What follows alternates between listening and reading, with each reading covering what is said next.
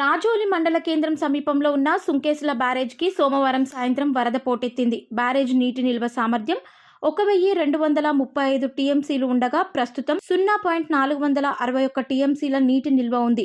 Inflow 1,51,700 క్యూసెక్లు ఉండగా 28 గేట్లు open చేసి 1,48,599 కేసీ కెనాల్కు 1,540 క్యూసెక్లు వదులుతున్నారు.